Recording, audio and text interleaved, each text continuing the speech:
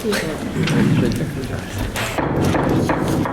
Berlin, Boylston Regional and Union 60 School Committee, April 1st, 2014, to order. The first item on the agenda is the E&D discussion. So we'll have Andy Paquette can talk. I was asked tonight because discussions regarding the E&D and specifically FY12 regarding the final certification, and apparently my attempts at explaining it via email have been somewhat confusing. So here's my attempt to clarify it for you. I first want to start off by saying that the wording that I've been seeing in some of the emails of commingling, that doesn't occur. If there was any sort of a concept of commingling, A, it wouldn't have been certified, and B, the auditors would have cited the district for it. So I just want to state that from the start. What is E&D? This is straight from the Department of Revenue. It's also called the surplus revenue account. It's the amount where cash, accounts receivable, and other assets in a region exceed the liabilities and reserves certified by the DOR's Division of Local Services. It's the equivalent of a city or town's free cash. I apologize if some of this is obvious to those in the audience here, but I feel it's important. How are they generated? They're generated from two primary sources. The general fund revenue and general fund expenses. And specifically, if the general fund revenue budget that's set, if the revenues come in higher than what was budgeted, that's a source. And if the expense on a general fund was not fully expended, that is also a source. After the reporting to the Department of Revenue, it goes through a review and audit by the Division of Local Services Bureau of Accounts, and they come back and certify what it is that the district has available for E&D. Are there adjustments made to E&D? The answer is yes, and this is where I think some of the confusion, I would like to think, but anyways, it can be reduced, and it doesn't seem fair. I agree with the view of that, where if you look at some of the things, if there are, the first one, the director may reduce the calculated amount of free cash E&D if, in his opinion, the calculated amount cannot be substantiated by supporting documentation. A variance between balance sheet and cash or outstanding receivables detail. Remember that one, because that's what's going on here. And then other things, illegal deficits or any legal deficit, et cetera, individual capital funds or fund balance deficit unless funds were borrowed by June 30, and then a self-insured health insurance claims trust fund balance deficit. So the 2013, I'm going to go backwards because I think it's somewhat, say, easier. As of right now, we've sent everything off to the Department of Revenue where we have to provide them with some supporting documentation for certification for FY13. But as of right now, what's been submitted, there is a revenue shortfall of $78,000 based on the way the year ended in 2013. The district, what we did, and this is again, I think, a philosophical viewpoint between, I'd say, city, town, and school district, we, quote unquote, zeroed out the general fund expenses. We didn't fully expend it. What we ended up doing is what is in the note here, which was we took $257,000 that was unexpended in the general fund, and we reclassed expenses that were originally charged to school choice into the general fund to zero it out. So even though when you look at this conceptually that there is no E&D, that 257, that's theoretically your E&D for FY13. So it's not in the technical quote-unquote E&D account, it's in your school choice. Has that ever been done before? I don't know about here. I just don't think we've ever moved anything into the school choice revolving accounts before, other than incoming school choice revenues. I'm just curious as to why we were moving unexpended balances into school choice revolving funds instead of letting them close to E&D. We didn't move the expenses out of the general, we didn't move the budget out of their general fund into the school choice. We moved expenses that were originally charged to school choice to the general fund budget. There are different schools of thought in doing so. The reason, quite honestly, from my opinion, and it is something that because of this discussion, I talked amongst other regional business officials, when it's in school choice, you have more flexibility with it, and it's being used. If you look at it when we see the budget presentation, it is being used conceptually like E&D in that they're not asking for additional funds because they are using more school choice. So it is, I understand what you're saying when you and I talked on the phone, that it is different than the way it's been done in the past, but it was just, our discussions regarding what would be, in our opinion, the best and most flexible use for the school committee was to have it in school choice. Because if it's in E&D, it's used as an appropriating amount of general fund revenue. And then if you wanted to use more of it, you'd end up, school committee comes back, they vote for it, then it goes to the towns, and if the towns either agree and choose to not hold a special town meeting to authorize it, then it automatically is adopted as additional use. But if you want to, if there are questions regarding it, then you're having to have a special town meeting to use additional E&D. So the flexibility is in it being in school choice. Now, that's a discussion for the school committee. If they don't like that concept of closing out expenses and putting it into choice for use in the future, which is what it's using and being used for here. So did the school committee vote on this change in practice? No, we were not aware of it. I was not aware of it. Is it also happening at the elementary schools? we've done that, yes, but there's a balance in the elementary schools. We've closed it out. I think historically, if there was balances left in elementary schools, they were either used for immediate purchases for books or concrete things, or the balances were returned to the towns. I do think in the past there has been times that we've decided to keep the money in school choice. That way it's there for the next. It's a revolving fund, and so if there's money left over, they shoved it in school choice. Right. That way it'd be available the next year. But I hadn't seen the E&D money come out at that large quantity to school choice in the region. I just want to make sure that, there's some, seems like there's some change in how things are done. I just want to make sure everybody's on board, the school committee's on board with these changes, and, I think it's good that especially the finance committees also understand these changes. So when we're looking and we hear that there's nothing in E&D, I'm like, wait a second, why? So that's what's raising the flags, is we're not in the loop on these different procedures. Okay, fair enough.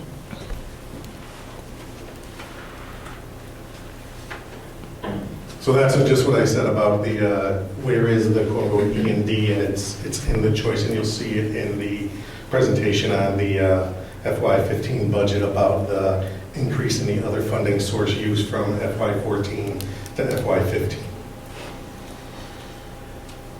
Now, this is where we get into the previous fiscal year, FY12 E&D, which kind of started this discussion about the concept of it being a negative E&D. What I have here, the Department of Revenue this year has started to send out their calculation, their form used to calculate E&D. And I applied this to what the previous business officials sent in for the E&D. And this is where the calculation comes from, the quote-unquote negative amount that was certified. We have the 219, that was the undesignated fund balance as of that, just so I can clarify. That's not E&D. That's an undesignated fund balance is your equity, if you will, in a business type environment. The district used $225,000 of E&D use. That was, and then closed out, if you will, so it added it up to 444. This is where we get into the fact that in FY12, there was also a revenue shortfall of total revenue 6.5 million, closed out of expenses 6.7 million. This right here is, if you remember that last thing the second bullet, I think, on the reductions. On the books, at the time that the E&D was submitted to the Department of Revenue, there was $1 million receivable on the books for the capital project from MSBA. It's $1 million and change. that was submitted. When it finally came to, when the MSBA went and did their review of that receivable and what was going to be deemed eligible cost, $270,000 of ineligible costs were taken off of that receivable. Per DOR, and I agree, they hit your E&D for that amount, even though it's in a separate fund. Hence the negative E&D. I don't agree with it. I've had discussions since this came up, but their explanation is that for a city or town, it's no different, they say, than for your local school district. If there is a deficit in any of your revolving accounts, your free cash gets hit for this. Even though it's not a general fund revolving account, they will reduce your free cash. That's what they did here. So if it was disallowed by the building fund, doesn't that go back to the building fund to reimburse the operating fund? Well, the thing is, this is not I want to say this is a paper adjustment. This is back in the building fund, but it's not a reimbursement because E&D isn't a fund. I don't know if I'm answering your question or not. It's all, this $270,000, you're right, is being reduced in the building fund, the receivable. But the fact of the matter is that what was submitted for the balance sheet had a receivable in a fund that, for all intents and purposes, for the DOR's point of view, was higher than was recorded as actually coming in. Okay. Andy, can I just ask you then, for future planning, can they go into our school choice accounts as well, or only our E&D? What do you mean? So say we get we do this again, and we have nothing in E&D, they can't go after our E&D. What it is that they can, when you get into E&D, and I'll go to this slide next, this is what I think there's no commingling. This is from an outside auditor, the audit firm of Lance and Heath. This came up, and I actually just asked this auditor regarding her view and what the audit view is of the E&D. And I'll be honest with you, it pains me to use this auditing firm. But that aside, it is designated as reserve, set up as the last part of the thing. Although it's used as set up as a fund balance reserve. So if you were to look at a balance sheet, you have in your fund balance undesignated and reserved. E&D is listed as reserved fund balance. But if you were to look at the balance sheets that's submitted, there is an undesignated fund balance. So in your example, with the fact, theoretically, with no E&D, this revenue shortfall is going to hit the unreserved fund balance to balance out your assets and liabilities. Question, please. Mike May from Board of Selectmen. Can you go to the previous slide? Which one was that? This one? No, one more. There. So This one from the... Yeah, so just walk me through. So you had effectively a receivable for $1 million. Correct. And it was adjusted by $270,000. So essentially, did you end up with a true net receivable of $730,000 due to us effectively, or due back? Due to the construction project. Correct. Due to the construction budget. With the so with the dollars in total that were received, then $730,000 back. So there is a so are we then saying that $270,000 is truly still owed at that point in time? No, because this is where it's the fact that the receivable, it's all within the construction project. So the fact that you had $1 million, if you were to then resubmit your balance sheet, Sure. and then to reduce the receivable to the true amount that you received, the only thing that would happen would be your receivables would be lower and your revenue, because that's what it's being recorded as your revenue. What's the treatment of the 270? I guess I'm confused. So if you had a gross amount due to you, you netted it out by the $270,000. You end up with a net receivable that ultimately gets treated as validly owed. What happens to the 270? How is that accounted for? Is it still treated as an obligation at that point? No, that's So I'm not clear what the end result of the treatment of the $270,000 is. what they say, and this is again where I disagree with them, your confusion is valid. Right. With all, this is all activity, this 270 in the receivable is all within the capital project. Understood. They're saying that because the receivable ultimately be revenue, and when it comes in, that right now they have $1 million on capital project revenue via the receivable. Do you know what I mean? So then what ends up happening is that the revenue when it comes in is 800,000 or 730. 730, yeah. Right. Yeah. So you end up having to make that adjustment somewhere to capture it. They're capturing it in a sense by what I think the discussions that are going on is that they are reducing the overall on the general fund because they say if you were to close up shop, Berlin Boys View School to close up shop, you have to come up with, in a sense, you've got $1 million listed as receivable, but you only actually technically have 730. Where is that 270 going? That's my question. Yeah, 270 was quote unquote taken from the E&D, theoretically. Okay. I won't belabor further. It sounds like we could get into a very detailed conversation. It's an esoteric- I'll go offline with you on the conversation because I just like to get into the detail behind that. Because I want to understand the actual implication of cash treatment and expense, Yeah. whether or not there's ultimately, that's a true cash expense outflow. Right. Or how that was treated Sure. from the town's perspective. Okay, that's fine. So the 270 was the DOR's estimated, it's an estimate on their part, what they were going to write off that receivable. Well, it's actual. All right, so that's my second question. So was that actually did they, when we received the reimbursement, did they withhold that amount? They reduced your E&D, yes, by 270. No, I mean, so when we get the reimbursement from the building, whatever it's called, Mass Building. Yeah, school building authority. So they said, no, we're not going to send you the million, whatever, we're sending you 730,000. We got 730,000 in. Okay, so you get that 270. So then how is that covered? That covered by the school building account that has, I assume, cash in. Obviously, had to write checks to Yes. pay that 270. True. So is that, at this point, so if you took a snapshot today, if you recalculated, I know free cash would get recertified, I don't know if E&D get recertified, but if you recertify today, would that 270 be gone off this equation because the school building account took care of that obligation? Yes, yes, you could.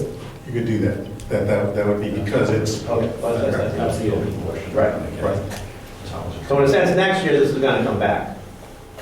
Conceptually, yes, you would. All things, Right. all other things, I understand that. Conceptually, this 270 should flow back into the E&D, and I know there's other pluses and minuses, but because that The issue I will receivable- say, and when you make the statement about recertifying free cash, I don't know, and I apologize if I'm sounding insulting, but when it come June 30th, it reverts to zero. Mhm. That's for E&D. That's something that I think needs to be very clearly understood is that, and that's when the auditor comment is that there's no, and I know Mr. Wyatt asked one, can I see the activity in the E&D? There is no activity in E&D. It is a number calculation from the Department of Revenue based on the trial balance as it was submitted. They make their own determination of adjustments, agree or disagree, and I agree with you, this stinks, but this is their rules, and when I asked the rep from there, he said, I don't understand the confusion because it is quote unquote, this is universally done across the state.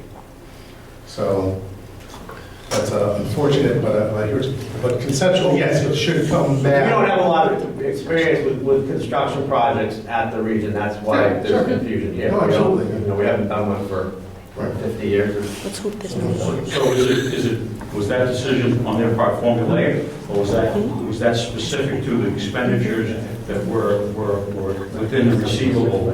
It's specifically the amount that was deemed ineligible.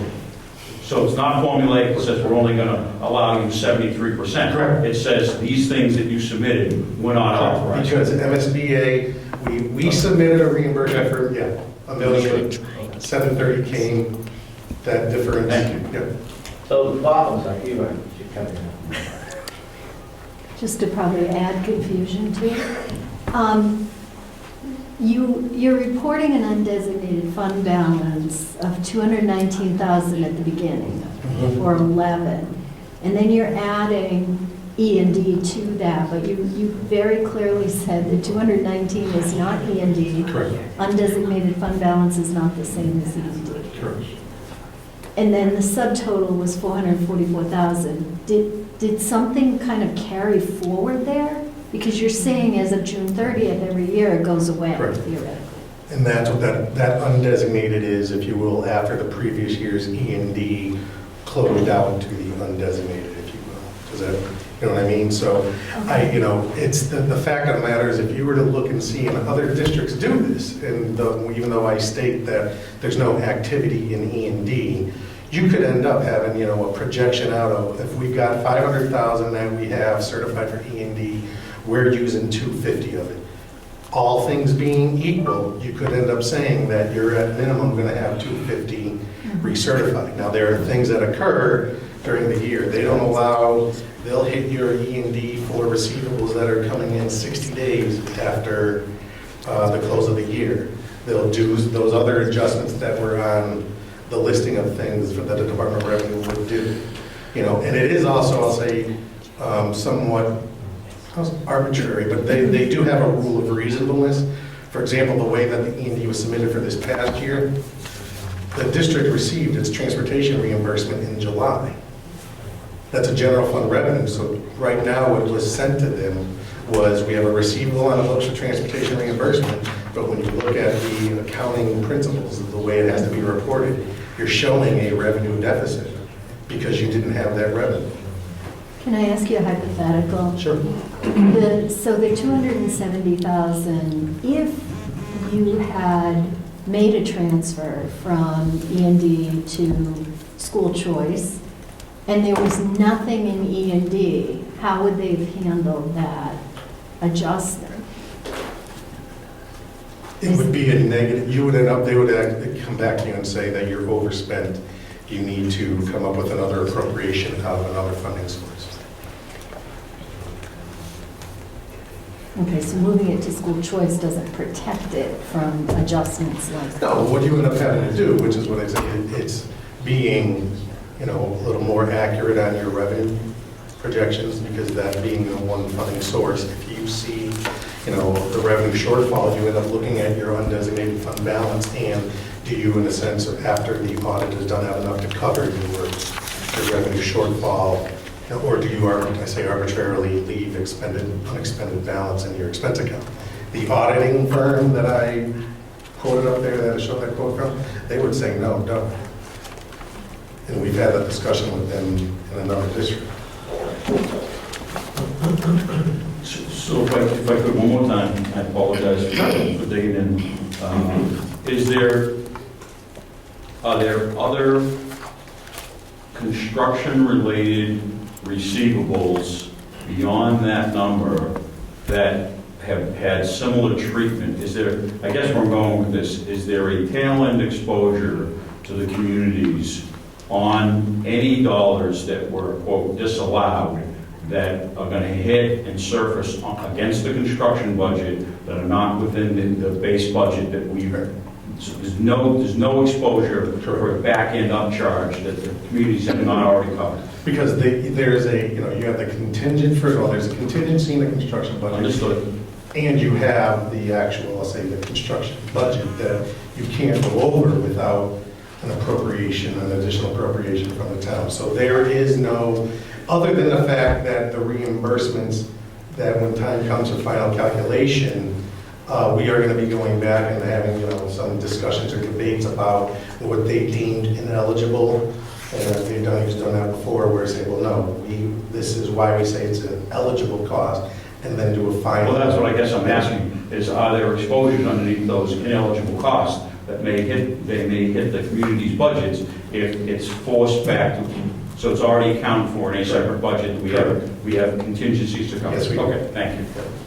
Appreciate that clarity. So hypothetically, if the building project had completed on 6/30/13, that 270 would have been charged to the building project, and our E&D would have gone up by 270. We would have $270,000 more free cash.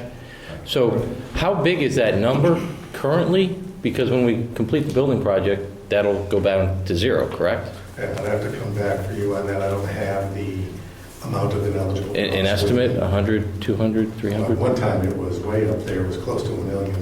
Okay, thank you. Great. Understand, by all means, email, call. Actually, Andy, if you could, on the earlier slide, you indicated that we were in the negative by about 78,000. Revenue, correct. And so this is showing here as of last year, the 37 and a half or so. So did something occur during the course of this year that has made it lower, or is that negative in E&D from last fiscal year? This is last year, and again, this fiscal year, you start in a sense at zero. Okay. So that's 78 revenue shortfall, which actually, I am going to be debating with them on that because of the transportation receivable. The fact that it came in within the 60-day period that they allow, and that it's 120 some odd $1,000, netting that to the 78 revenue shortfall gives us $40,000, quote unquote, E&D. So the 78,000 that you showed on the earlier slide, that's for the end of the last fiscal year? Correct. And you're showing like 37,472 for the end of last fiscal year. What composes the difference? Or why are they different numbers? Because this being done in this, yes, that should be 6/30/2012. That's the 2012 E&D. This is the Form DOR just generated. I did it for 2012 and 2013. This is the first year they're using it, so I didn't change the date on that file. Okay, so on the other slide, that's accounting for the 78? Yeah, so if you go forward again to the other, the next one, I guess. And so the undesignated of the 45, currently 46, if I add that to the prior, I would end up with 78. No, the prior goes to zero. That 37, that's the whole concept of the fact that you start anew with the new fiscal year. But does that money have to come from somewhere? No, well, it would come out of your undesignated fund balance. But if your undesignated fund balance is negative, as it is, That is the label they have on this sheet. This is in a sense what they use to calculate it. I agree, and I've talked with them about this, that this is mislabeled because this should be designated fund balance. This is how they use to calculate their E&D. So the undesignated fund balance shown there is not the same as the 78. Correct. Okay. It is if you will, it's applying a 78 revenue shortfall. Applying a 78 revenue shortfall gets you to this number here. What I'm saying is the fact that on the revenue shortfall, $120,000 is transportation reimbursement that came in the first week in July. You apply the 120 to that, and you're back in a positive. but being in a negative, we have no obligation, they don't take that They for don't. something else. No.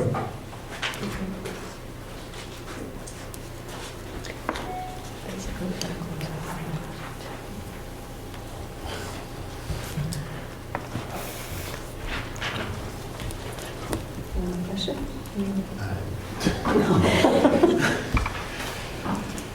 You all set? Thanks, Andy. Yeah, thank you, Andy. If we could, if the committee doesn't mind, before we actually open the budget hearing, we do have some teachers tonight that do want to just ask for approval for an overnight field trip to Pearl Harbor.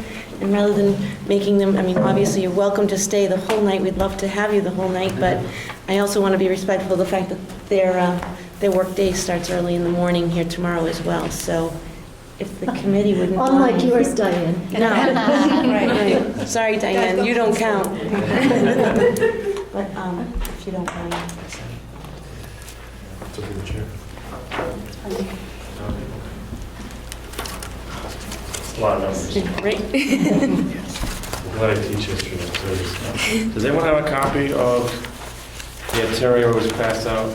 You should have gotten it in your packets. Anyone have that? There's some extra if we need one here. Okay. Oh, actually, I want to pass out one thing. So this is like a letter I would send home to the parents that explaining. It's the same thing. Okay. Real simple. I've been here 14 years. I can't actually already been 14 years.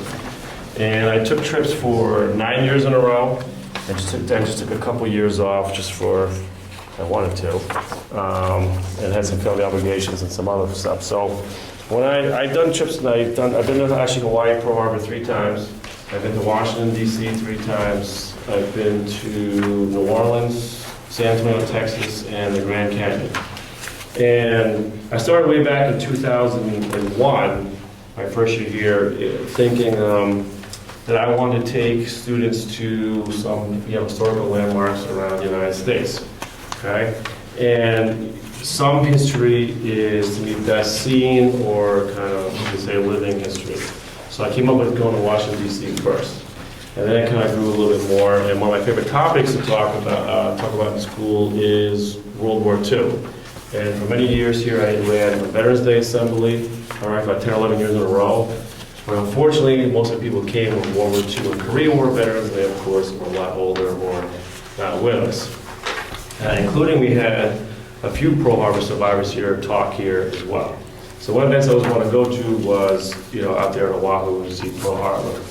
And we cover, obviously, World War II in both U.S. history, both world history that I teach, as well as the era of imperialism, expanding in the 1800s through in world history as well as U.S. history. So I pick a destination, I have 3 kind of goals in mind. A U.S. historical landmark, someplace that has a little bit different culture than the good old New England or the Northeast, and whatever the place has to offer. So I am asking this year to, the students have talked about, because I have my pictures on the wall from my previous 9 trips, that when are you going to try and go back to somewhere? And of course, the first thing I wanted to say was Pearl Harbor and Hawaii.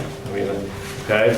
So, I've traveled with the same company. I've traveled with them previous 3 times. I have taken this company.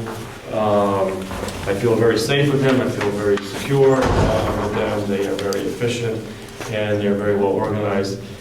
And it's a great place that everyone should see. And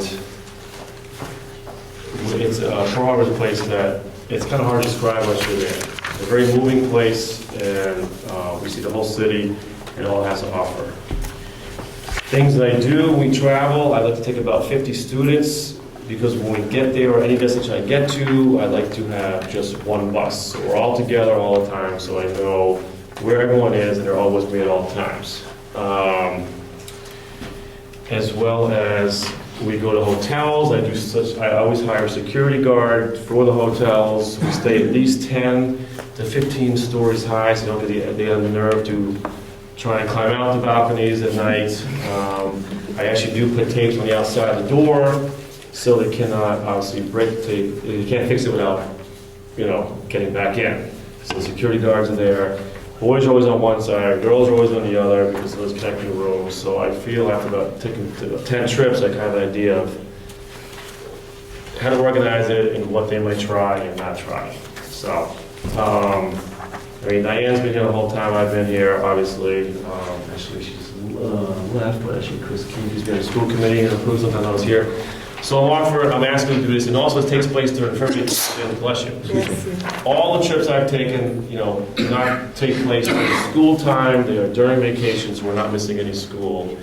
And it's their choice, and I guess it's a commitment, and I do not do fundraising for a trip. You take 50 people, and the cost of the trip is as much. Even if you raise $5,000, it's going to save like a little bit for the whole trip. So it's just a lot entails. So this is what it is. You can commit.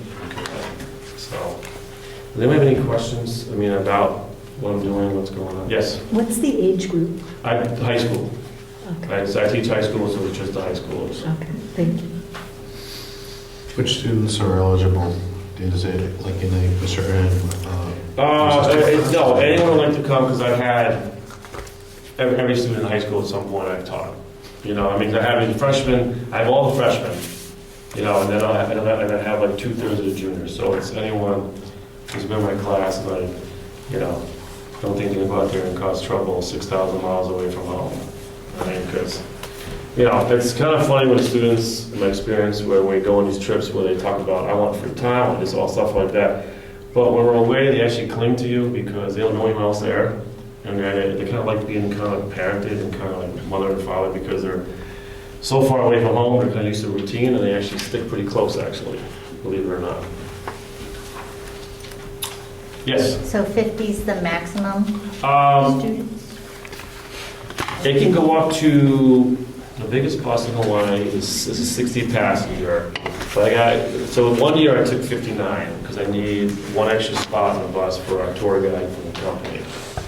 I mean, if a few more want to come, that's fine, but I just try and set it up 50, and then they kind of have a little extra, a few more. But I can take 59. No. I guess I was just wondering what you do if you have too many, too much interest. I've never, Run into it. not really. You know, when I kind of get to, you know, I just haven't yet. So, because I think people will take, you know, to talk to their parents and the commitment of the time and the cost, and it kind of balances out. So, How many chaperones? usually at least 7, including like a nurse as well. Like I take someone, you know, with me is always like, you know, a certified nurse. So usually I'll take 7 with me, and then in Hawaii it's different. We have a tour guide for the company. We also actually get kind of like a local Hawaiian guy that kind of comes with a package. So there's usually at least 9 adults for this trip. But when we do stuff, it's always together. It's not like I got 10, we're all doing this thing. Everywhere we go, it's together. You know, in the past, I mean, honestly, in the past, the kids in town have always been well behaved. They've always been well received, well respected, very well complimented of our school. Because say we walk into a restaurant and people go, oh, no, here come 50 high school kids. Great. You want to serve them, and stuff. But they've always been very complimentary of this school and stuff. And that's why this tour company likes to work with us and with me, because they went to about 7 out of my 9 trips. So. I would just like to say to the school committee that, you know, I do recommend this trip. I think it's a great opportunity for our students. It's part of our cultural diversity. We want to try to welcome and bring into our environment. Carol and I have been talking to Steve Pacheco as well as the department heads and guidance on how we can try to build and look at global education. And this is one way. I mean, it's not in another country, it's in our country, but I think it's a great opportunity because they'll also be learning about other countries and everything that's happening in Pearl Harbor. I mean, you know, I've been there myself a couple of times, and it's just, you can look at it on a video, you can read about it in a book, but unless you are really there and you're really talking and the emotional Respect. Yeah, that it has, and the respect that you have at the memorial, it's something that they will always cherish and remember. I just think it's a good opportunity. And did you go to the College and Cultural Center? Yes. Because we go there, you know, as well. It's got like some Yes, different and where you countries. stayed is where I stayed too, so we will stay. It's beautiful, it's a great place, and it's just a great opportunity for them. I have to say that, you know, all of the trips that John has organized, we have never had any issues whatsoever with any student, any parent complaint. Things are extremely well organized. Communication is excellent, and the students have done nothing but, you know, compliment Mr. Noosh and his trips when they get back. So I highly recommend this trip to be approved. Do you want to hear a motion? Motion to approve? Second? Any other discussion? All those in favor? Aloha. Can I come? I said, no, Diane, you can't. Well, if I had known they were going to be at the Hilton, John, I think I would have said I would stay. Last trip was in the Coast Guard. Okay,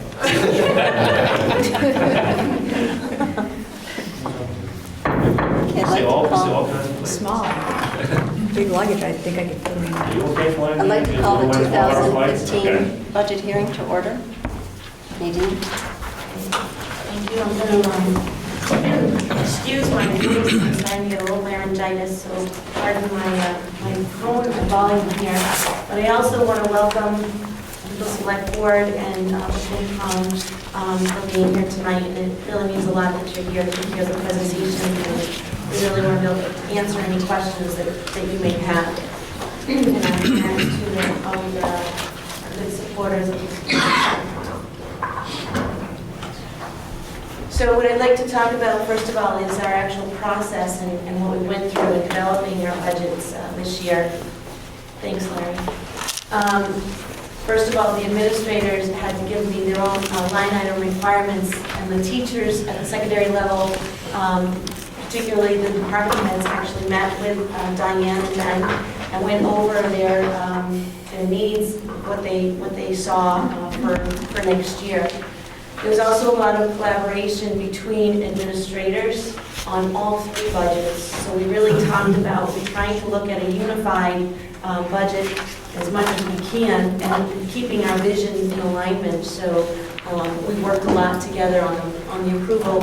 And then the superintendent, myself, the business department, and the building administrator then went through the updates from DESC, as well as we've met with committees, finance committees we've met with as well. I've attended the select board meetings as well.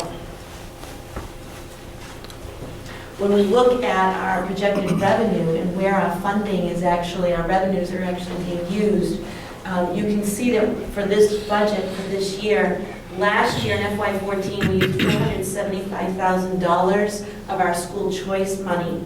This year, for FY15, we're proposing to use $710,518. We have taken in approximately $610,000. You'll see it a little bit later on in the slides, which will be actually the next slide. I'll show you a little bit more clear of where our balances are. But the goal is really to try to use what you take in this year is to use for the following year. It just helps with budget planning.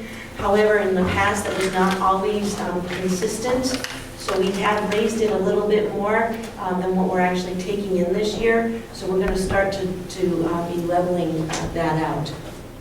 But you can also see circuit breaker. Circuit breaker reimbursement is our out-of-district school students.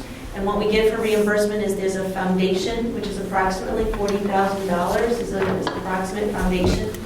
Anything over 4 times foundation is what we, what we get for reimbursement for circuit breaker, and it's a percentage. Karen, this last year was a percentage of 72. Was it 72? 72. So that percentage over the last 6 years has gone anywhere from 86% to 40%.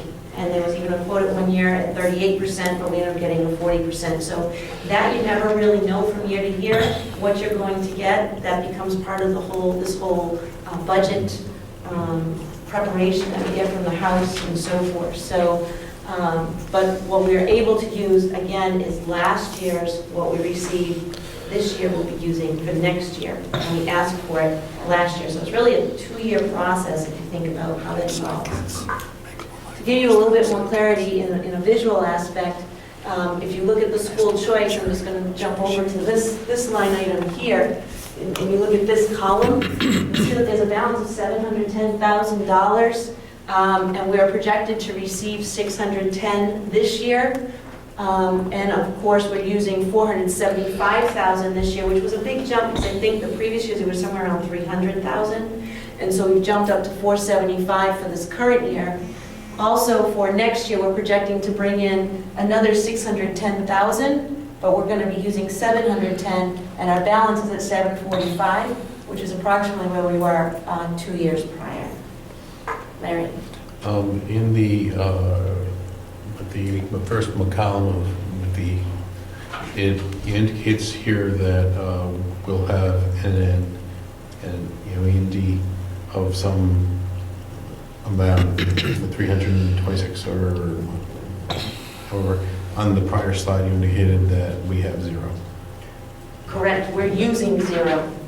What we're using, this is what's on that prior slide, is what we're using to offset our funds, our operating budget. Okay, and then in the earlier presentation, we heard that we're in the negative to start with. That is correct. This was all completed based upon prior to the whole DOR and the removal of what Andy just spoke about earlier at 7. But if you look at our circuit breaker, you can see here, we're planning on taking in 397, we're planning on using that 397, and we're at 346. That will change too, coming for our future in regards to, we have a couple of students that will be aging out or graduating, and so our circuit breaker reimbursement will start to decrease as well as we move along. I wanted to show the reimbursement of Chapter 70 over a course of time. And you can see it's really kind of fluctuated here, but this year's a bigger jump of a little over $1 million is what we're getting in circuit breaker for FY15. And for Chapter 70, and that is because of the new regionalization. We now have 6th grade in here, so you have more student population. I also wanted to show this chart in regards to the net school choice and charter tuitions, because this is a big source of our revenue. And you'll see that if in this year, again, because of having 6th grade here, we've had a lot of students that were in our elementary schools that have now come up into our region. And so we're up to 108 students. We're predicting about 105 students for next year, so that'll be about $15,000 less of revenue that we'll be getting for next year. And then this is slowly finding a little bit of our sending of charter and out of district. School choice out, I mean. I think it's also important that when we're looking at the fiscal budget that we also are looking at our scores and how well our students are doing. If you look at the green column, the first one is ELA. The green column is how we're scoring, and this is in regards to all grades. So if we look at all of our students in the MCAS and where they're scoring, we're above the state average in all areas. Do we have areas to grow overall? Absolutely. However, we're doing very well in comparison to the Department of Education's state average. This is the 10th graders. Now this didn't change just because the science it fluctuates the way they look at the 10th grade requirement, and they just lumped it into all grades on the DOE website. But I actually believe this is about 74, and this is about 55, I believe, if we were to take just the 10th grade. But the 10th grade on the ELA and the math, you'll see that 91 is the state average, and we're at 94, and this is looking at proficient or higher. And then in the math, we have the state is at 80, and we're at 90% at proficient or higher. If we look at our enrollment history, I think the other piece that we have to start really thinking about is our retaining of the children in our school. And what I mean by that is if you look at historically in 8th grade, this year's 8th grade of 84 becomes this year's 9th grade of 70. So from 8th grade to 9th grade, there's been 14 student drop. However, for this year, last year's 8th grade of 89, this year's 9th grade of 84, 5 student drop. So we're starting to see a climb in our high school, where we've been in the 60s, 70s, 50s. We're now starting to see classroom sizes in the 80s.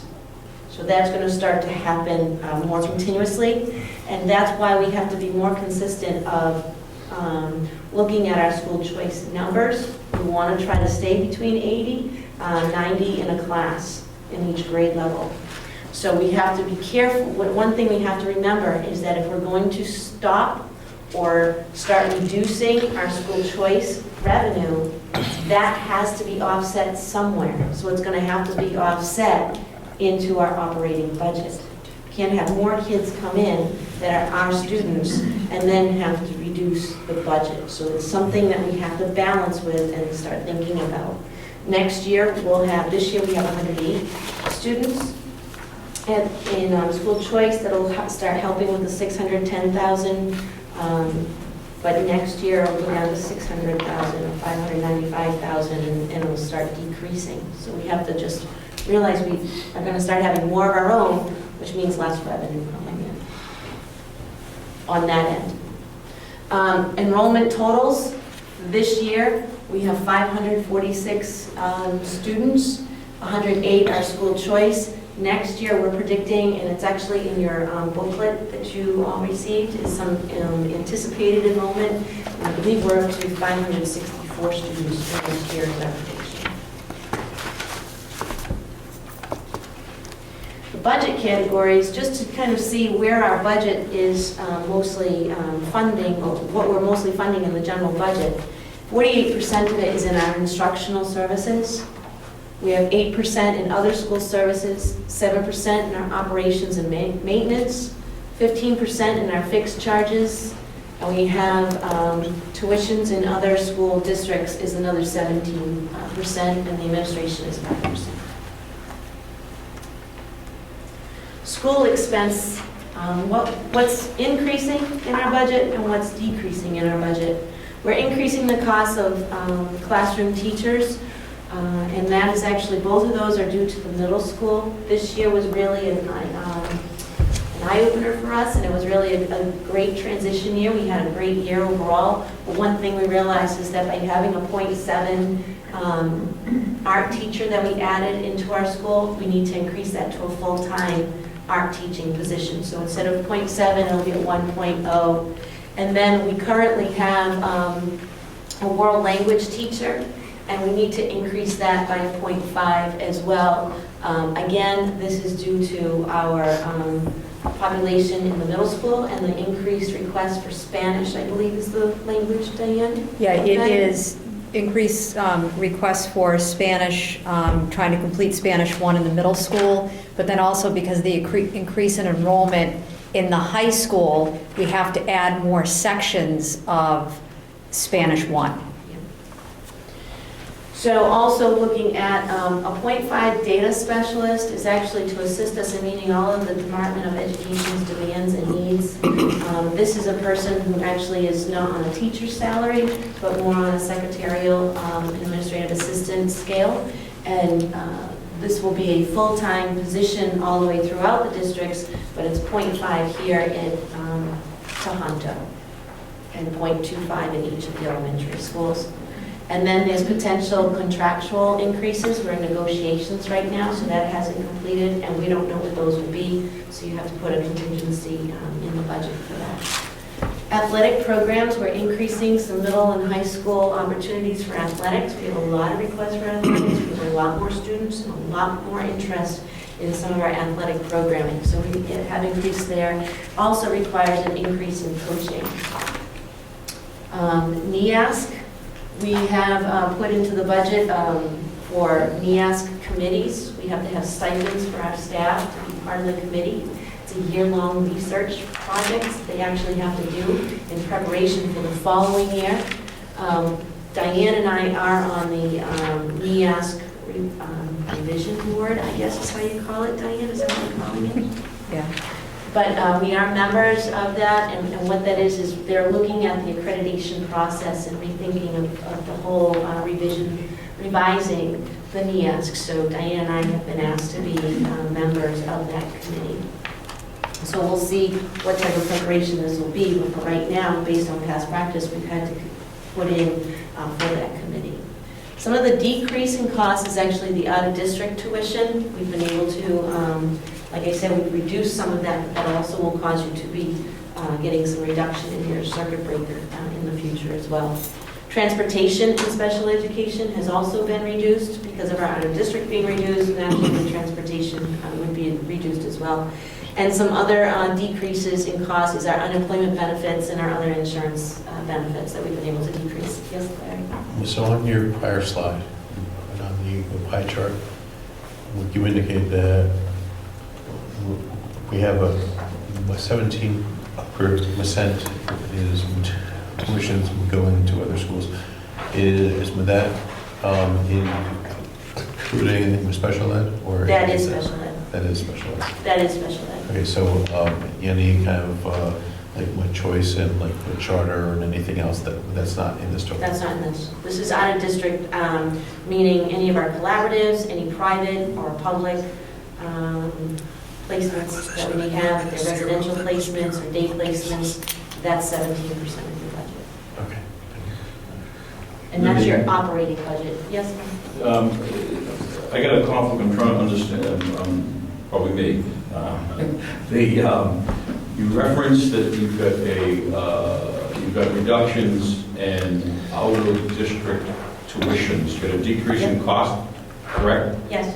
And, I'm looking in page 14 of the budget, and I'm not sure if this is just a reference, so it's got out-of-district tuitions 14 to 15, going from 651 to 957,000. Explain that.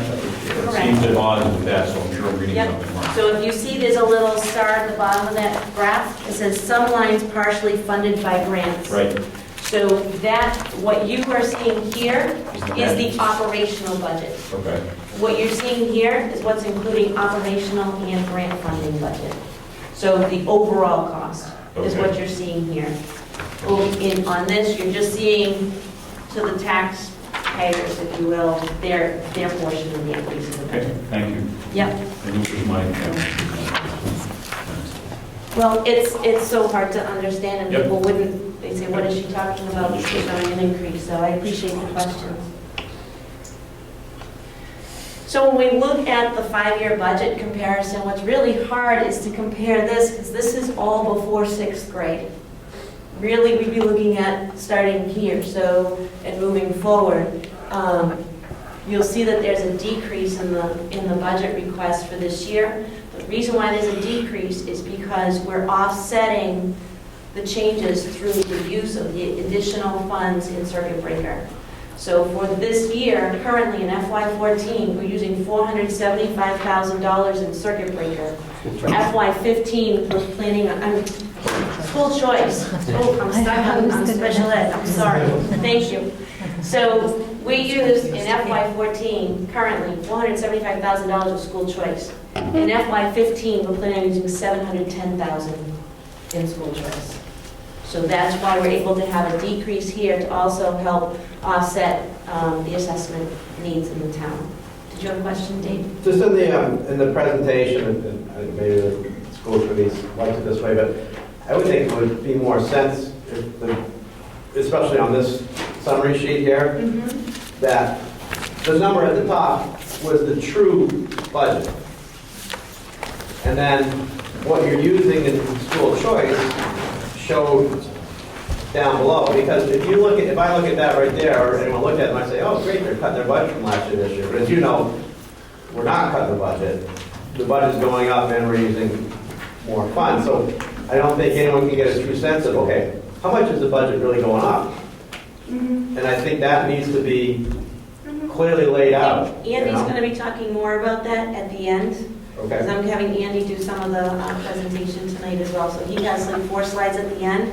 We'll get more into that aspect for sure.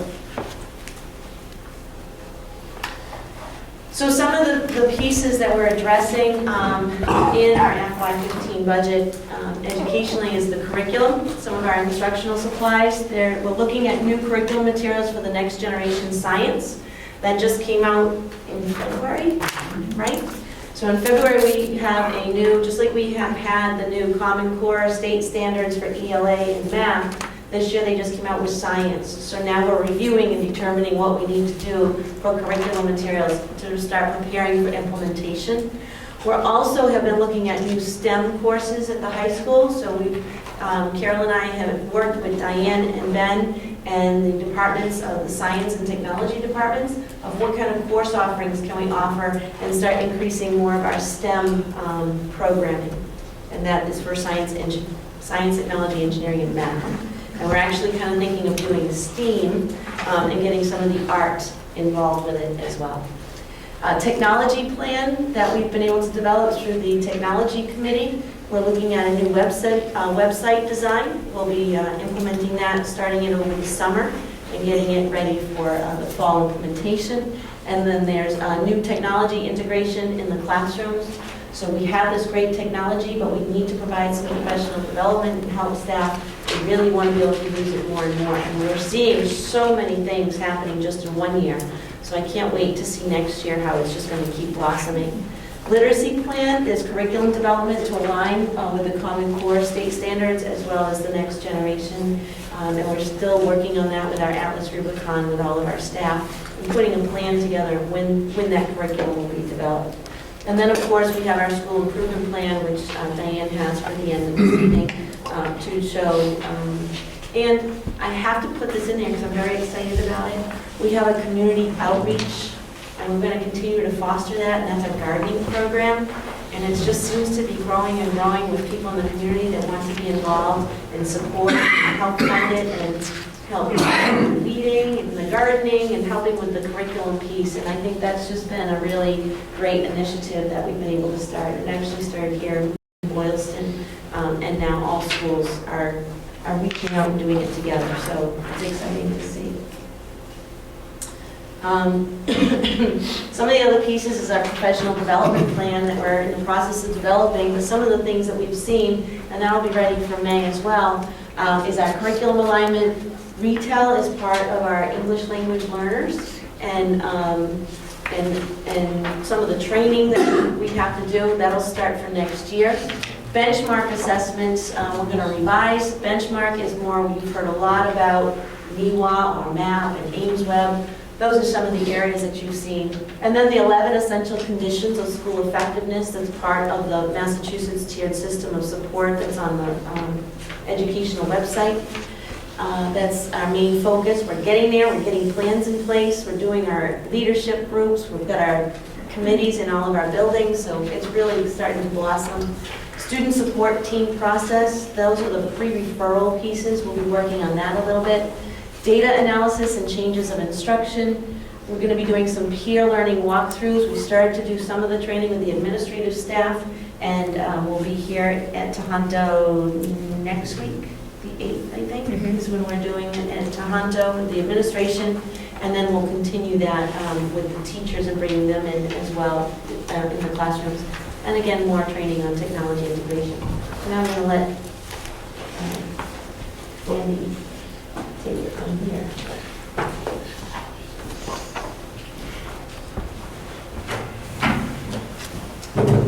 Well, he's setting up, Nadine. I just have a question. When you say that we're having fewer school choice kids coming in, and so we lose some revenue, that's $5,000 for each kid. Mm-hmm. But on the bright side, we have more kids coming back. And so if they went to charter or an Assabet, what does that normally cost us? The charter is, 12 or 13,000? yeah, it's about that, yeah. So really, it should offset itself. Like, we may lose some revenue from not taking school choice, but we'll certainly save more than that. That's right, by keeping kids them in the district. I just Yeah. want to make sure that was clear. Yeah. Thank you. Our understanding, some of the discussions that have occurred regarding the budget have to deal with, and it's another conceptual thing. How is it that on the local, what we're asking for the taxpayers and the communities, how is it that we have a reduction, but Boylston still has an increase? And the issue centers around the methodology used for calculating the assessment. Per Mass General Law, Chapter 70, Section 6, which is in the district's regional agreement, is that this is the statutory method for allocating out the assessments for a regional school district. So I've highlighted and underlined the key point here, that each assessment shall be the sum of the following amounts. And the first amount is where it is that we start, which is the member's required local contribution to the regional school district determined by the commissioner. That is a number that we get from the state. It is a factor involved with the aggregate wealth model, if you've heard that discussed, regarding the new change and what they do to figure out a district's contribution to not only a region, but a local school district as well. Boylston's required local contribution increased by about $250,000. That is a calculation based on, and I went back and looked to see what components are regarding that. So the two areas are the foundation enrollment increase. Secondly, I just was looking at it for this year compared to last year for FY15 and FY14. In the aggregate wealth model, there are two components, and this isn't on here, I apologize if you will say late breaking news. There's the equalized value of the property. They reevaluate that once every 3 years. The next part of it is the wealth of the community based on tax returns submitted. Boylston had a 6% increase in its wealth from FY14 to FY15 projected based on the returns. So, and Berlin had a 4% increase from 14 to 15.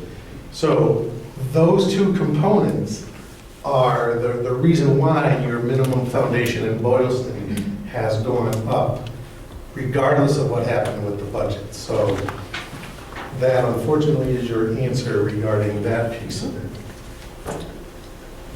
So there's the comparison. It's 231, I apologize, it's 250, 231 going up.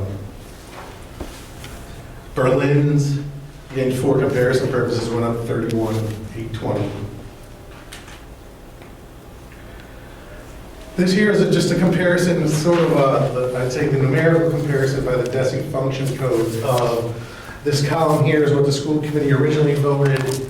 This is where the dollars lie regarding what the district is and the administration is presenting to the school committee for approval. This is part one of the calculation of the assessment. And regarding the question earlier, we could do that. Honestly, I'll say I always do. In our other districts, we actually do we start from the all funds approach, back out all the funding sources, grants, revolving accounts. Very easy to do. If you'd like it, bring it to the school committee and share it with the Board of Selectmen Finance Committee. Not a problem. But this here is the starting. This is what we do for the assessment calculation. There's your foundation, the minimum contribution by DOR. Then you start to allocate the Chapter 70 to get you, this is where you are for your preliminary funding sources. Here's the total budget. We back out because there's some non-net school spending expenses that need to be segregated out between what is you get credit for net school spending versus non-net school spending. This gets you to the foundation budget. When you subtract those, less the state aid from above, get you the just 6 million, just under 6 million. Here are the other general fund revenues to get you to general fund revenues of 82,291. And then the amount above, you net that with the minimum.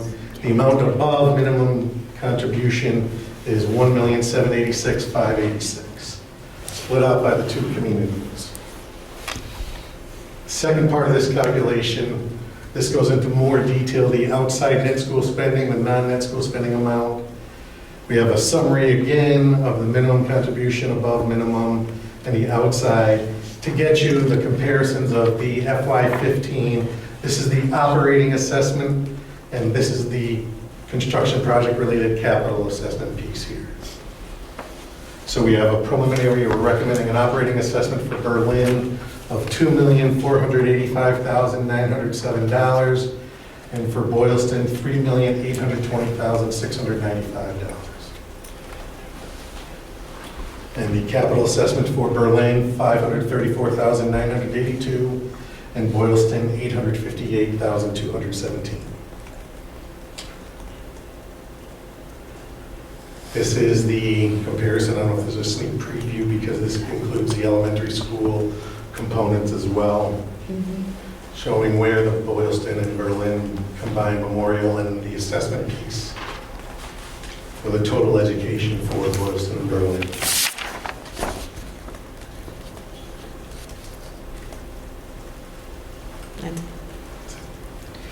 So, David, just also to clarify with your question on the, I know you were talking about like the whole funds. Yeah. You got the budget with the line items? Yeah, I found it there. Okay, so Yeah. there's, But I just thought when you're talking about, I mean, you know, when generally talk about budgets, you talk about, you know, revenues and expenses. And you list all your expenses and then revenues, and that's how you put the budget together.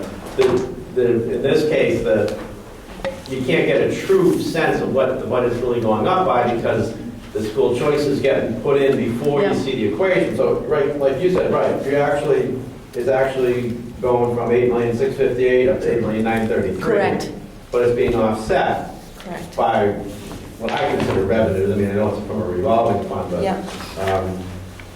you know, so I just think it's different than saying the budget's going down. It's not really going down. Yeah. I mean, I understand Right. the impact, the budgetary impact to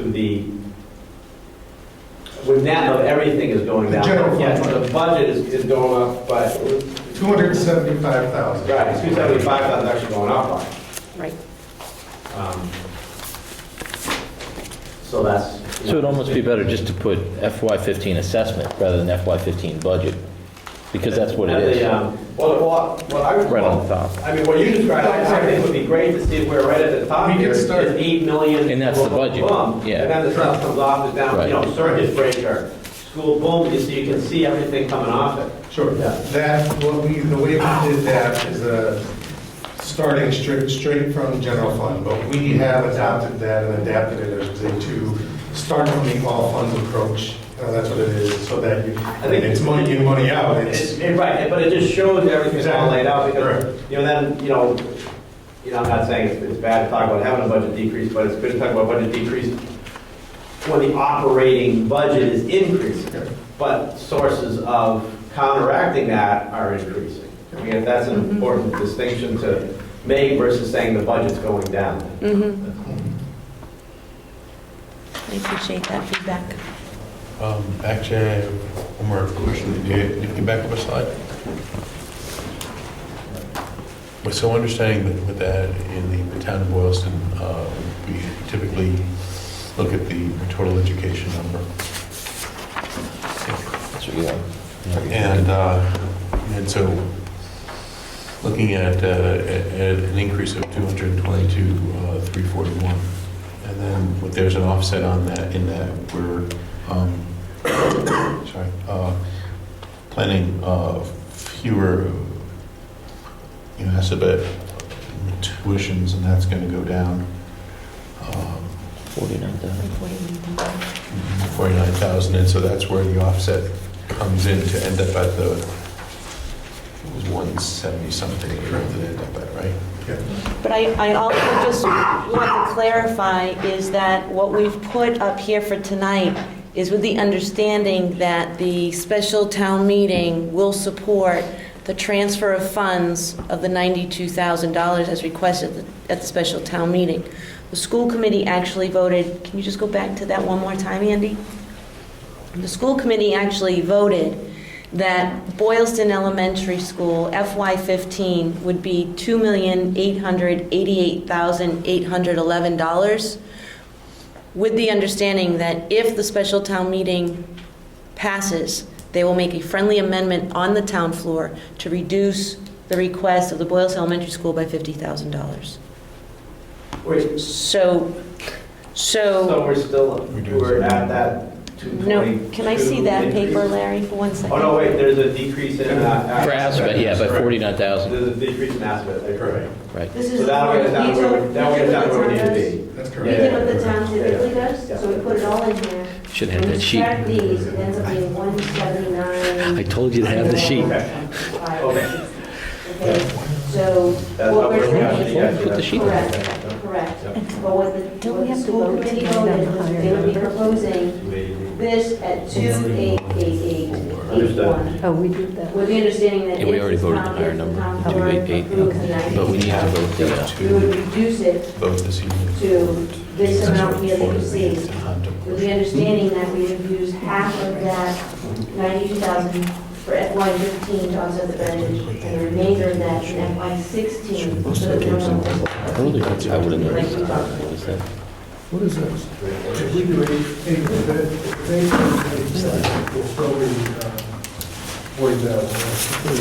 because you have a reduction of the 49,000 after that reduction.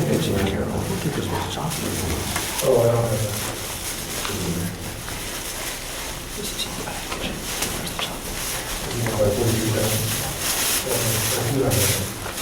I don't know if there's any other questions. So just to clarify, our net request to the town is going to be that 179. That's correct. 550. 179.5, which is what everyone. That is correct, which is just shy of what they said, what the select board voted to do. Okay. Okay, any other questions? Great, thank you. So now we just need to close the budget hearing. Do we need to do that in motion, or do I just close it? Just make a motion to close. Do I hear a motion to close the So moved. 5:15 budget hearing? Second it? All those in favor? Aye. We are in the process of approving the payables and payroll warrants. On to the consent agenda. Do I have a motion to approve the consent agenda? So moved. Vote on the request.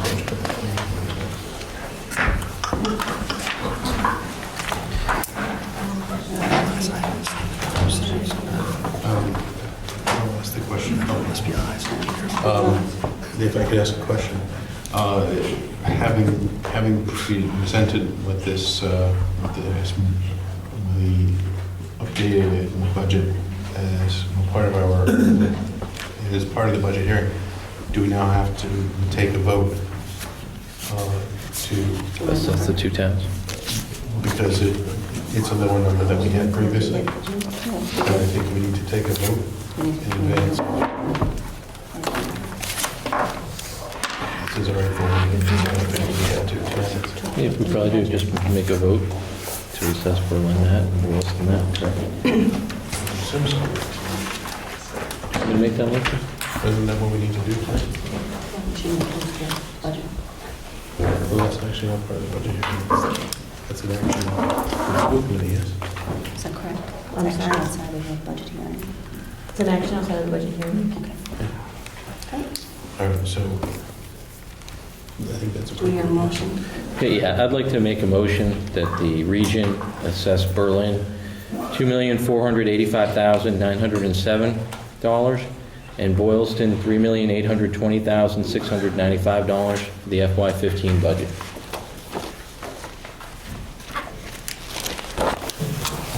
I'll second that. Discussion? The only discussion I have is there'll be another motion on the capital assessment. I don't think they all go together, correct? Correct. Okay, just want to verify.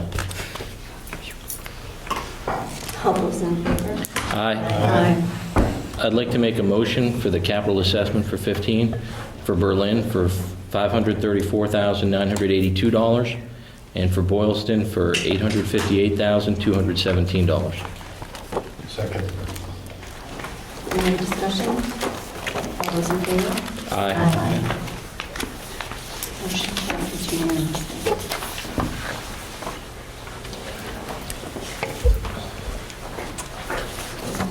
Consent agenda. Do I hear a motion to approve the consent agenda? So moved. Second. Any discussion? Any minutes?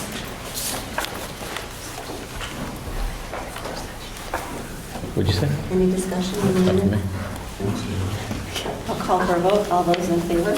Aye. Do we have any communications at this time? No communications at this time. Are there any petitions and audiences related to items on the agenda?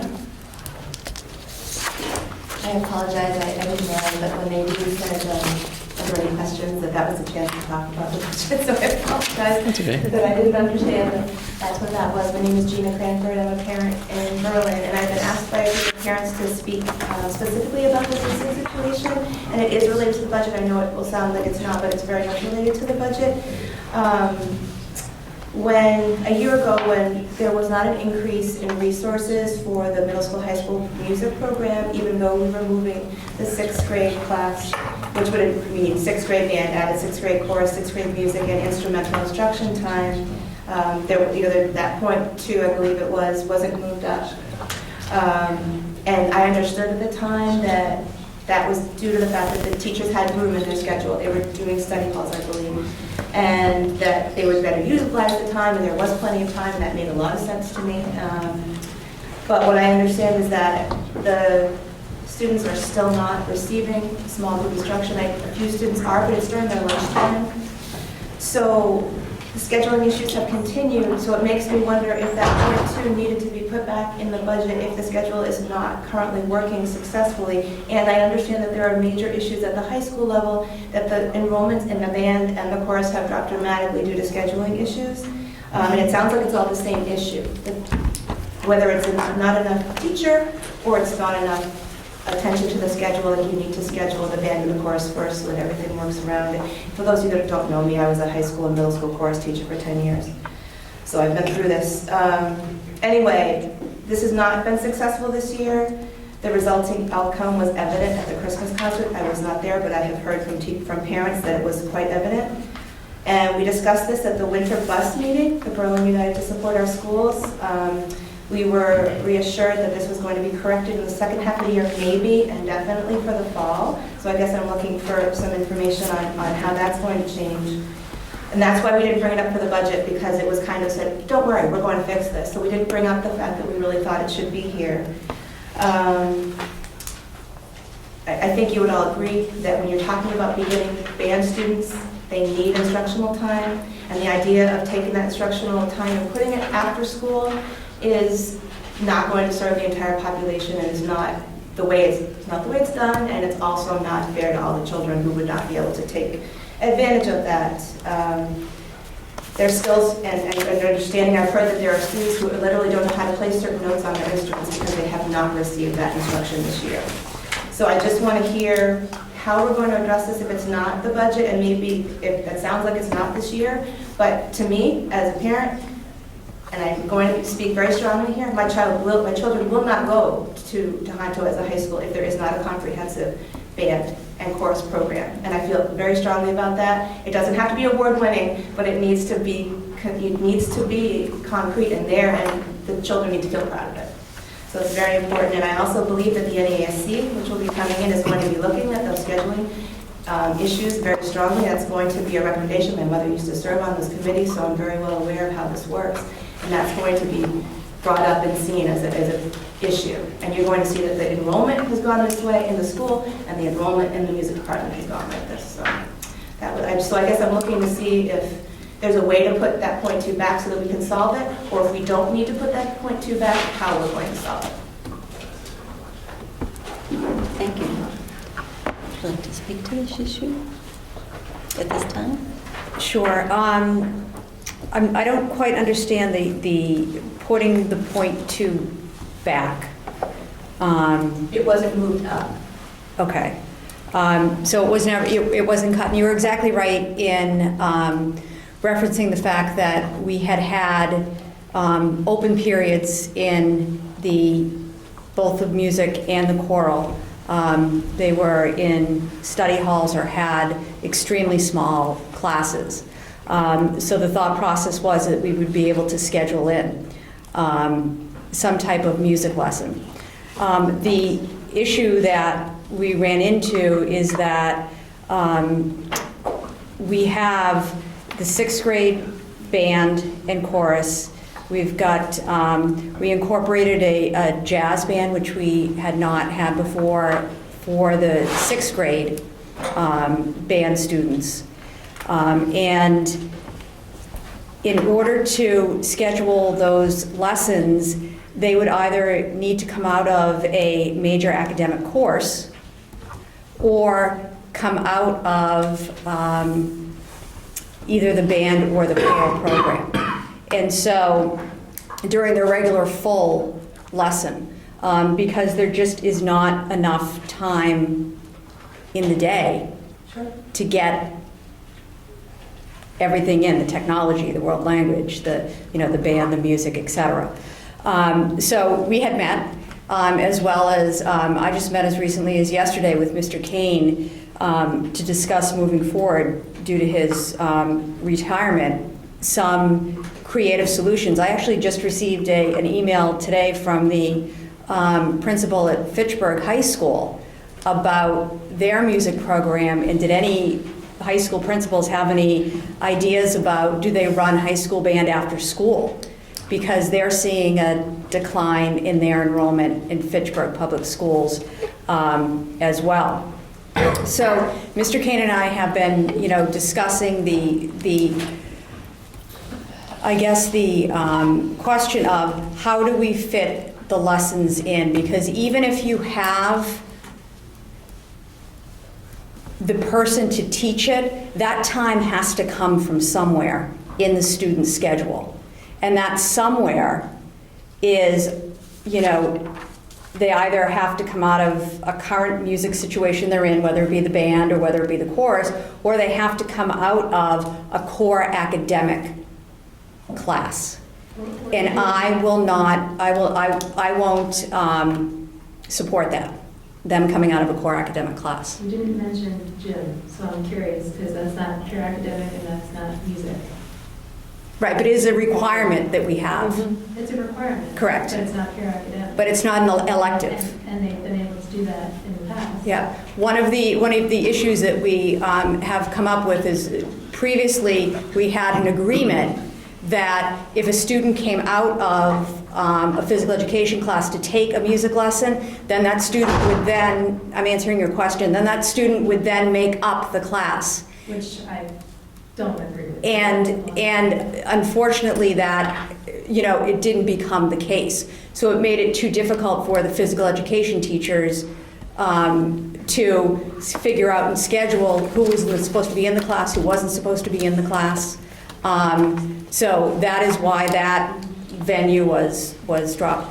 Mr. Kane and I talked about, hiring people after school to do lessons and run lessons. Another thing is, could we run lessons before school for students? So we are talking about those. As far as the high school program, I'll let Mr. Milliner talk about the requests and the use in Power School as far as what the requests look like now for the music program for next year for the high school.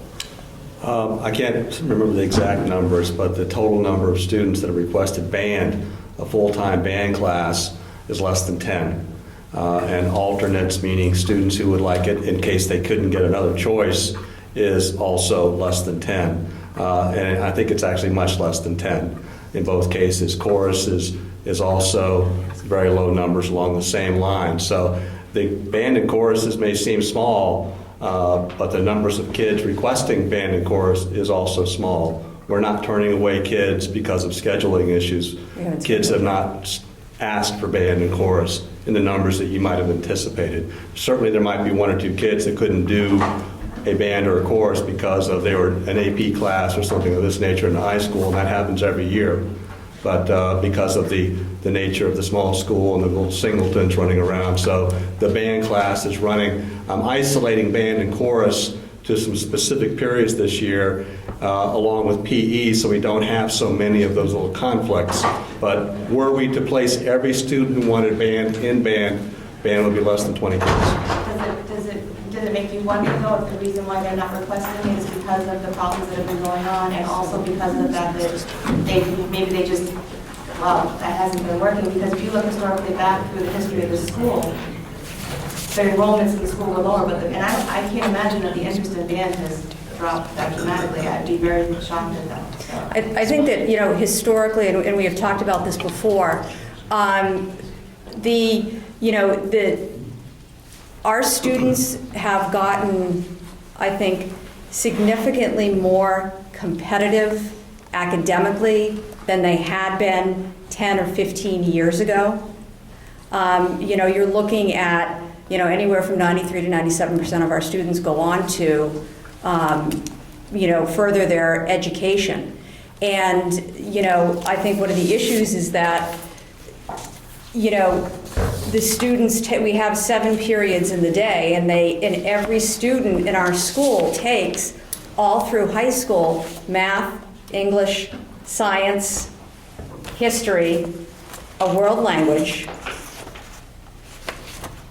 PE requirement every other day. Their sophomore year, they have to take a required health class.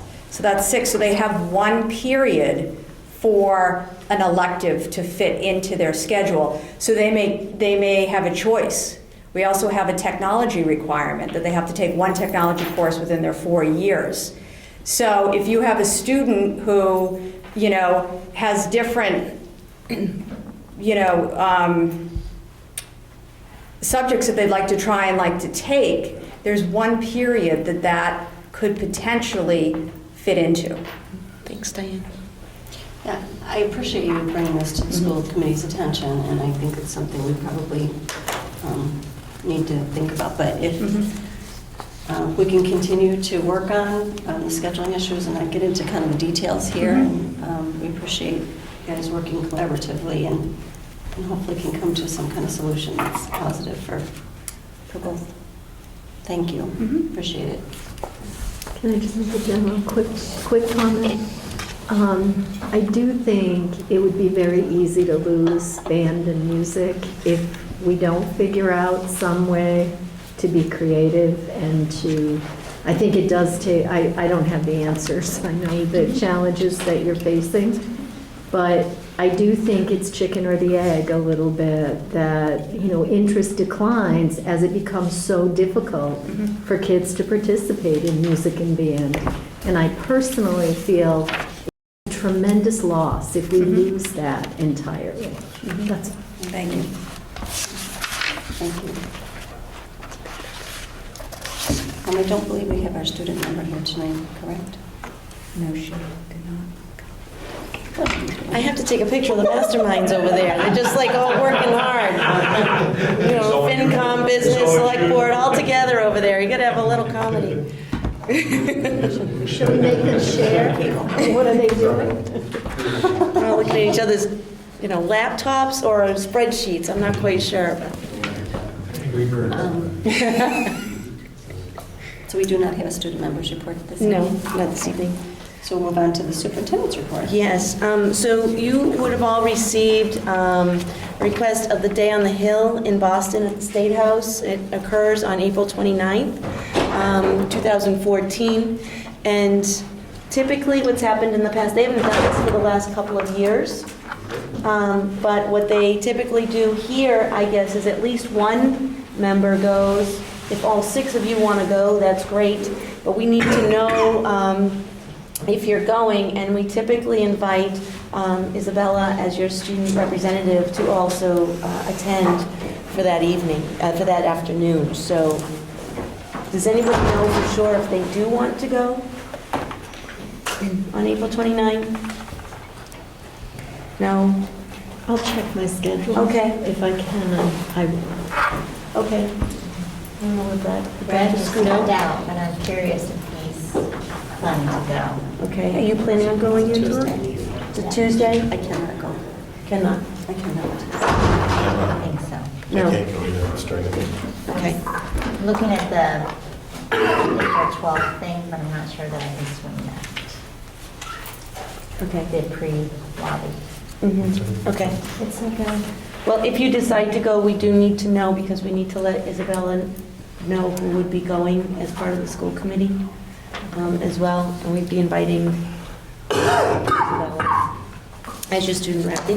If you haven't gone before, it is quite a big event. I know in some of the other districts, when school committees go, it's quite a big deal on Beacon Hill, right here in Boston. And to have everybody to try to, it is a very interesting day.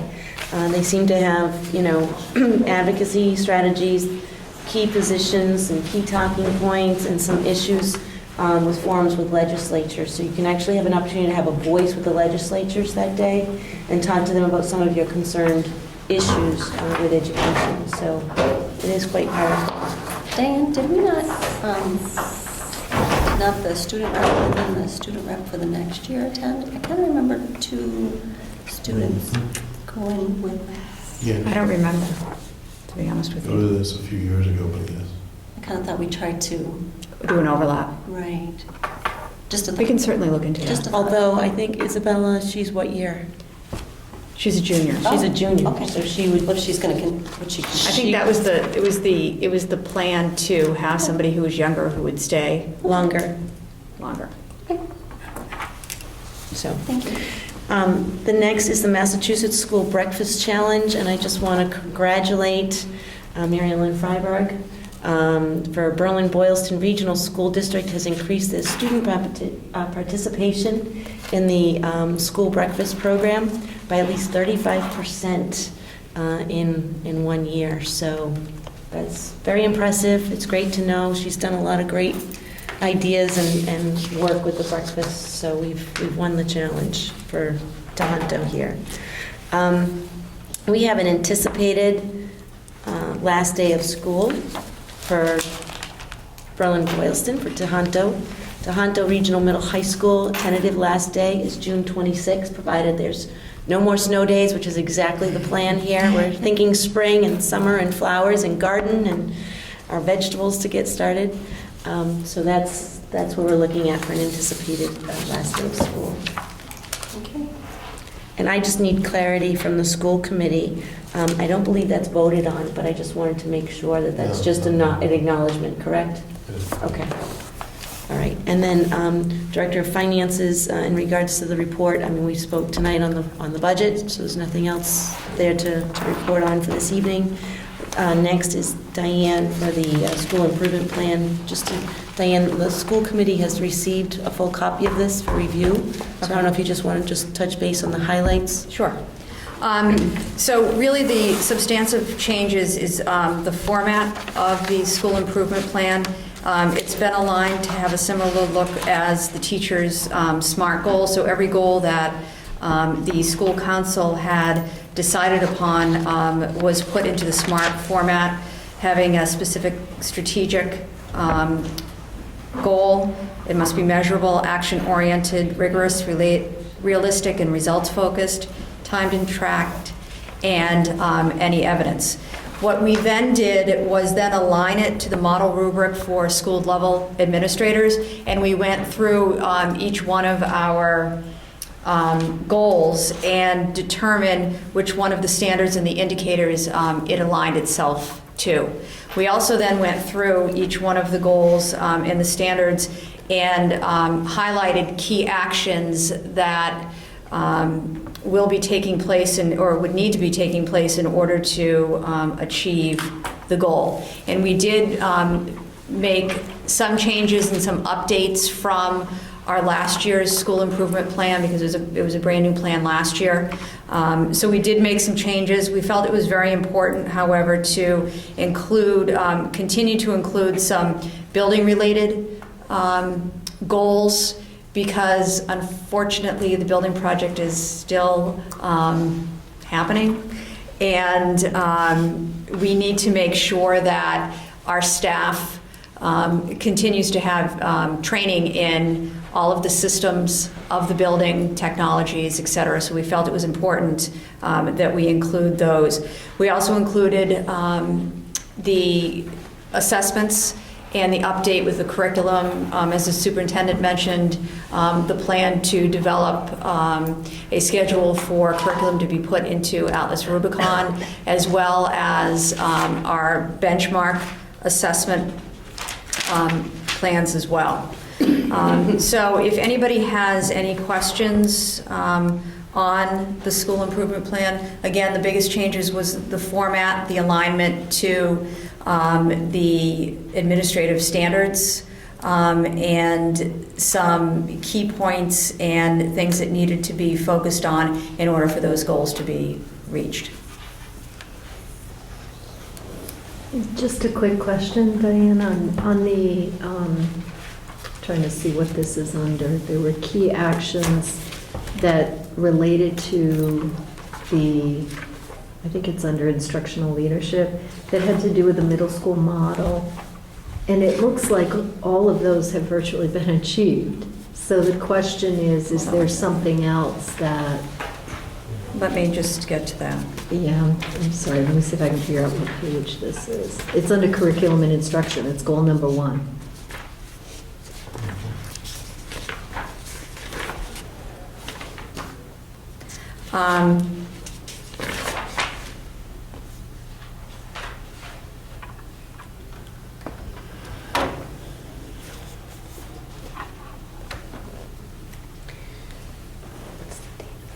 I think what I would recommend is that it seems as though there are a couple bullets that were left off because we are at the point now where we are reviewing and revising with our consultant, Ken Tucker, any changes that need to be made to the model, and we have made some changes of moving our required Music 7 class down to Music 6, to add a art offering in the 6th grade that we didn't have. So I apologize that it seems to be a couple bullets that are missing because it still needs to be. And also on your school improvement plan at the beginning, Yeah. it does say 13, 14. I think it's supposed to be 13 to 15. Thank you. I'll get that corrected and send it out tomorrow. So some of it has been accomplished, Lori, because some of the plan is this year, and then it's next year. Diane's building was not really due for a whole new plan, so some of it does roll in, but I've asked them to do a new format to their plans and to start it effective this year. So some of it was accomplished throughout this year, but some of it was because the plan, some of it was this year because it wasn't due to be done yet. But because you have a plan now, you have goals and you have a mission, I have a plan and I've had goals and a vision and mission. Every building was required to do this. So I want to thank Diane and Ben and all of the committee members. If we can just, I don't have it in front of me because I gave Mike mine, but can I just see that page right there? I actually, Francine Gleason, Liz Gustafson, Ben Milliner, Lauren Russell, Diane Tusseri, Isabella Angulo. I don't know why I always mess up her name. Sorry, I apologize, Isabella. Christy Clark, Madison Dorr, Deidre Pirro, Audrey McNichol, Sandra Pendergast, Ken Seidel, and Sue Vaught. I want to thank all of them for being members and participating with this plan, because it was definitely a lot of work and it was quite a different structure than what they had previously. So, thank you. Thanks. Sure, yep. Just goal preschool and community. Can I just ask, if you don't mind? I tell you, I think what would be really, really great is if you guys consider in the process, you've got, I think we'd love to be your partner we're working hard from the town level to do some things in administering this community, right? And there's something that we're trying to do that we believe are positive. This is one of the diamonds in the community right here, right? It's one of the biggest investments that we made. It should be a central and focused part of the community. It should be a hub of activity. But make us your partner.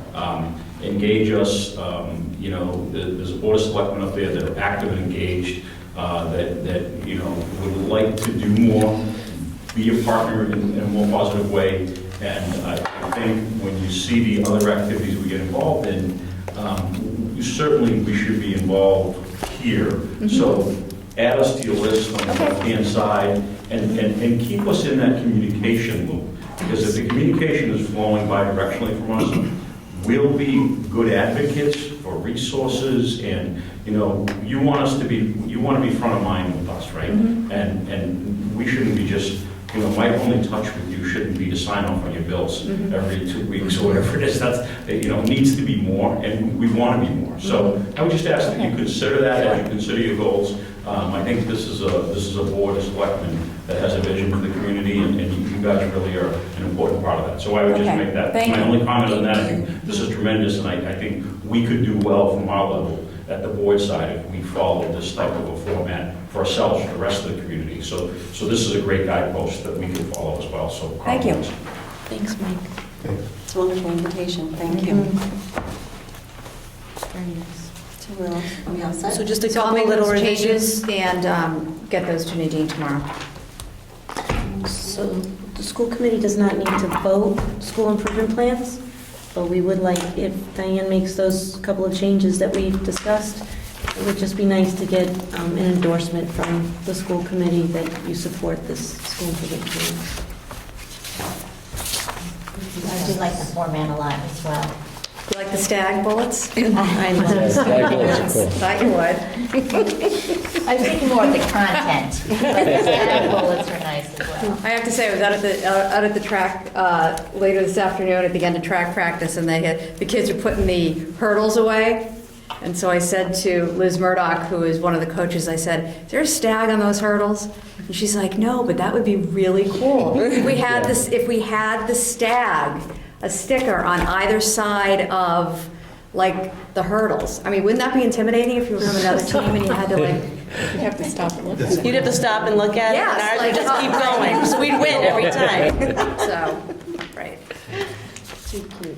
Diane and the Stags, I'll tell you. Right. For my recognition and upcoming events, I would first like to thank my crisis team members.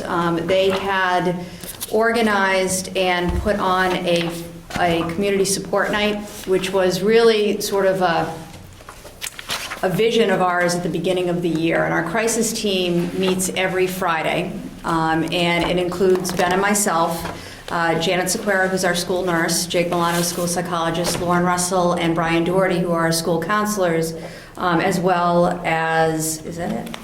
Jake, Brian? Sometimes we have special guests. Sometimes we do have special guests. But we do meet every Friday. And one of the things that we realized was that we needed to do a better job of, I think, communicating to our parents about what types of supports are out there for, their families as well as the individual students. So we put together a community support night and invited all of the outside agencies that we have contacts with. We also invited some people that we do referrals to or that we know see a lot of our students. And we had I think for the first time, the inaugural event, I think it was really a very good success. And so I want to thank, Ben and the rest of the crisis team, as well as Karen and Nadine and Carol and everyone for supporting that night. And what our vision is for this night to then turn into activities where we have guest speakers come and talk about different types of support. So that's really our vision, to have that happen. Diane, we're smiling because I spoke very highly of this event last night at their workshop. Oh. And I said, I they're knew talking, that. school committee is actually really trying to find ways of helping with parent engagement at the high school level. And they were talking about how could they have a part in this. And I said if there was a way of getting outside speakers to come in and be involved, and they could somehow be, supportive of that or hosting that in some way. And here you are tonight talking about it. So they're smiling because it's really an alignment in how they want to improve their goal in helping the high school and increasing the parent involvement. So Excellent. And I just met with Sandra Pendergast yesterday, who's the new president of the PTO. And we sat down and for about an hour and went through, what our relationship will be moving forward with the PTO. And, it went from, advertisement, getting people involved, ways that we can, get the information out, to them wanting to be present. We took our calendars out and said, okay, the PTO, here are the events that are coming up. This would be great to have you join us as well, so that's great. Upcoming event, the Park Field Test for grade 7. Woo!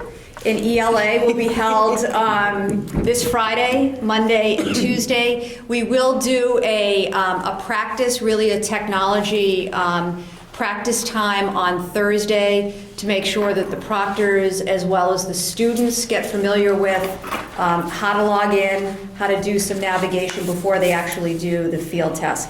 The field test, so it's 3 different sessions. We decided to break it up into 3 different days.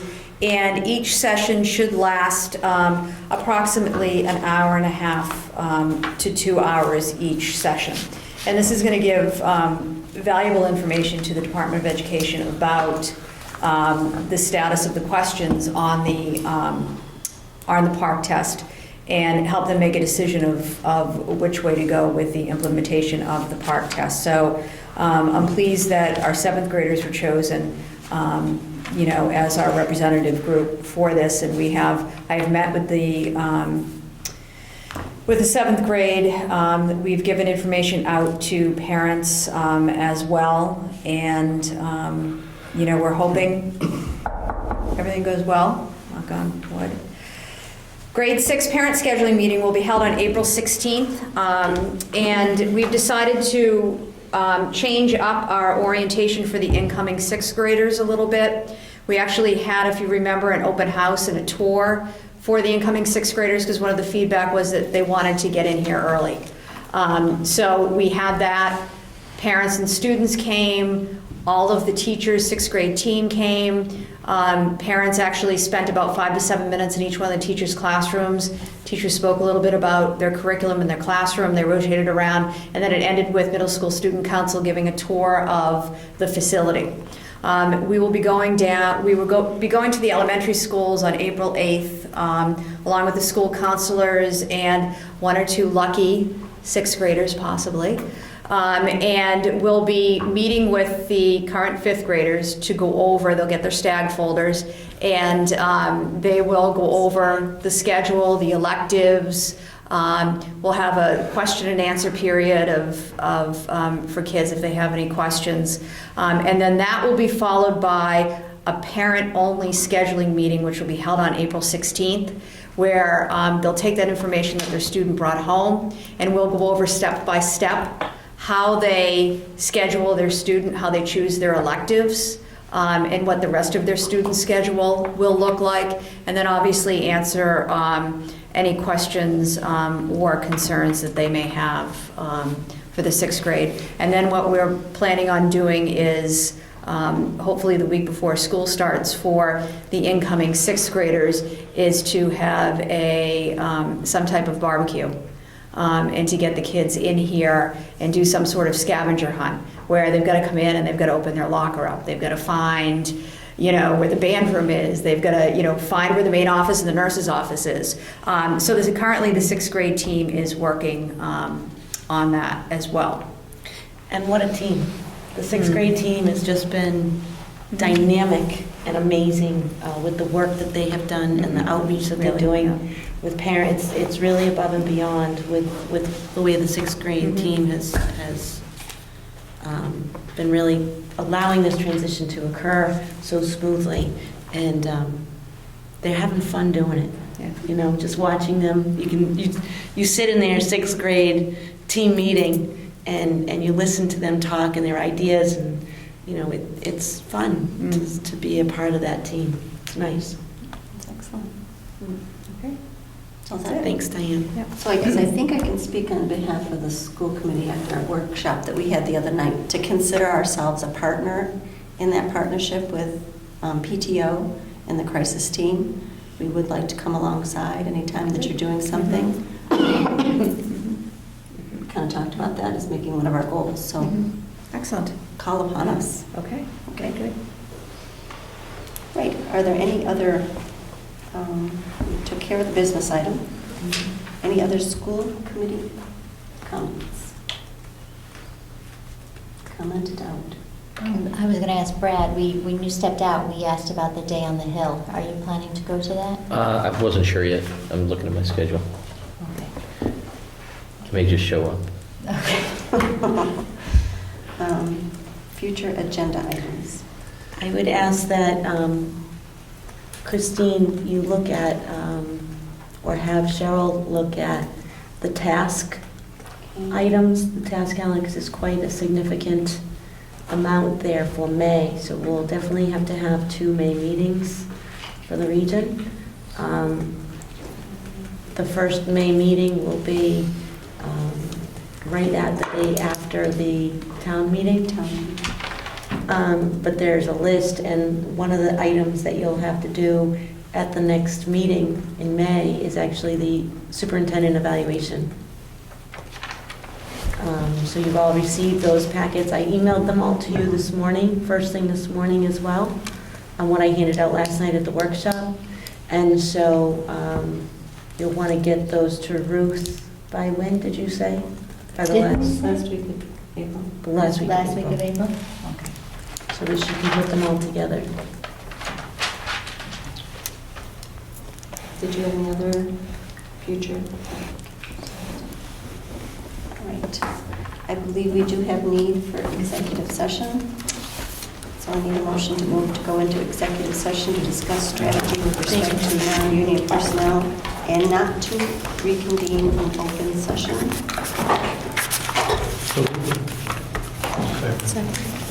Roll call vote. Tom? Yes. Lori? Yes. Yes. Yes. I declare that an executive session is necessary to protect the bargaining position of the body.